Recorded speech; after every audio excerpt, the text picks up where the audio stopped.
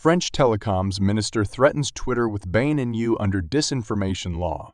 French Minister for Digital Transition and Telecommunications Jean Noel Barrot threatened Twitter on Monday with legal action that could include an EU-wide ban if the social media platform does not comply with new EU rules designed to combat what Brussels considers disinformation. A regulation will take effect on August 25 that requires big social media platforms to take action against disinformation. I want Twitter to come in compliance by August 25 with the new EU rules that we have adopted. If not, it will no longer be welcome in Europe, Barrot told France Info Radio. Asked if he was hinting at a blanket ban, the minister said that if Twitter did not comply with the rules, it would be banned by the European Union in the event of a repeat offense. Twitter's new owner, Elon Musk, last week pulled the popular microblogging site out of the EU's voluntary code to fight disinformation. European Internal Market Commissioner Thierry Breton warned that Twitter would still be bound by the EU's Digital Services Act, which targets platforms with more than 45 million monthly active users.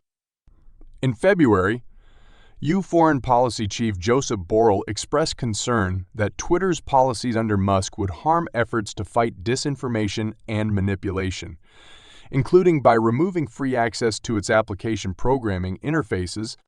In October 2018, at the suggestion of the European Commission, companies such as Google, Microsoft, and Twitter signed the Code of Practice on Disinformation, which outlines commitments and concrete actions signatories pledge to take to fight disinformation online. Spain's Sánchez dissolves parliament, calls early elections as his party loses elections. Spanish Prime Minister Pedro Sánchez announced on Monday the dissolution of the parliament and called early elections for July 23.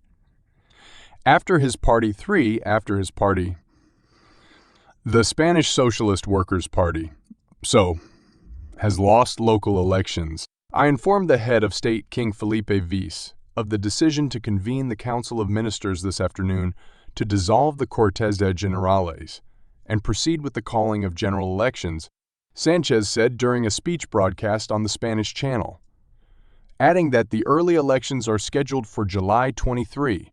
Spain's opposition People's Party, PP, won in Sunday's municipal elections, surpassing the PSOE. The PP won 7.43 million votes, which is 3.4 percentage points more than the PSOE. The Prime Minister's party lost in 12 capitals of the autonomous communities in which it had the lead before the elections. Russian Interior Ministry puts us Senator Graham on wanted list over Russophobic remarks. The Russian Interior Ministry has put us Senator Lindsey Graham on the wanted list on criminal charges in connection with his Russophobic remarks made during a meeting with Ukrainian President Volodymyr Zelensky. Grounds for search. Graham is wanted on criminal charges, the ministry's database said. Graham, who represents South Carolina in Congress, was filmed meeting with Zelensky in Kiev on May 26, when he said that getting Russians killed in the conflict with Ukraine was the best money the United States has ever spent. Russian Investigative Committee Chief Alexander Bastrikin has instructed the relevant authorities to initiate a criminal investigation into the remarks. Japan vows destructive measures after North Korea announces satellite launch.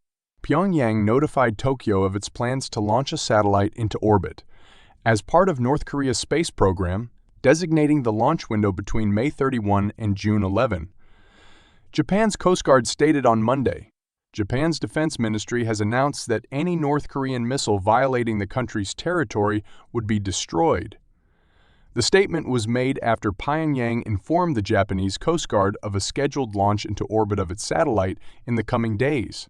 We will take destructive measures against ballistic and other missiles that are confirmed to land in our territory, Japan's Defense Ministry stated.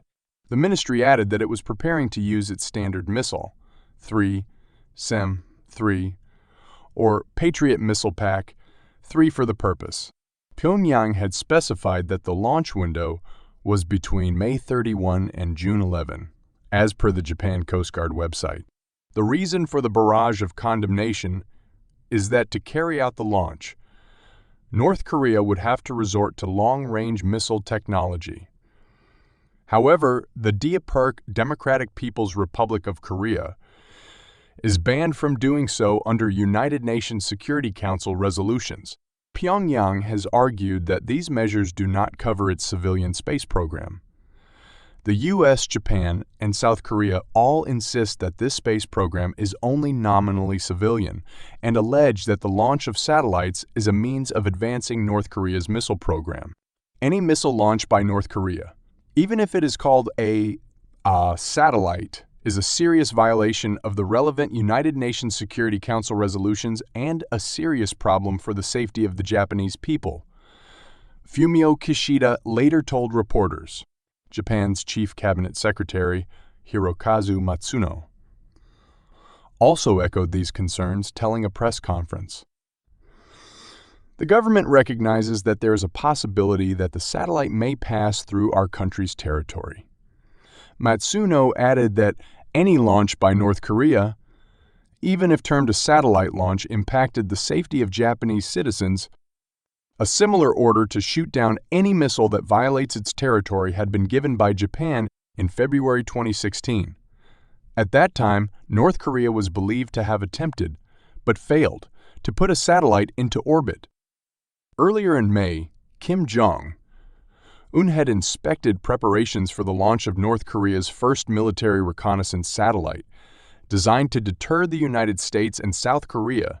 North Korea's state-run news agency reported Kim had given instructions to make sure that the military reconnaissance satellite, one completed as of April, will be launched at the planned date, the official state news agency of the Daepark reported. During a visit to North Korea's National Aerospace Development Administration, he also called on staff to firmly establish the satellite intelligence gathering capability by deploying several reconnaissance satellites on different orbits in succession. In mid-April, when North Korea's state-run news agency reported that the new type Hwasong-18 intercontinental ballistic missile was tested under the supervision of North Korean leader Kim Jong-un, Japan's defense ministry announced it had ordered the self-defense forces to be ready to shoot down any object that could threaten Japanese territory. The North Korean missile, launched toward the Sea of Japan, had flown about 1,000 kilometers, 621 miles, and landed outside Japan's exclusive economic zone. Also in April, the White House announced the Washington Declaration, an agreement between Seoul and Washington on nuclear deterrence. South Korea and the United States have since embarked upon their largest military exercise ever, in 5 phases from May 25 to June 15, involving air, sea, and land forces. The United States has insisted its military drills are not meant to provoke North Korea, but rather to demonstrate its commitment to protecting its ally from potential North Korean attacks. However, war games with use of F-35 fighter jets, 64 Apache helicopters, various tanks, and multiple rocket launchers have been slammed by the Daepark as pushing the region close to armed conflict. An article published in state-owned North Korean media noted that the peninsula is on the brink of explosion and that the joint military exercises have become more undisguised and dangerous. North Korea has responded to the military posturing with missile tests and demonstrations that their weapons can reach not only Seoul, but also Japan and other regions.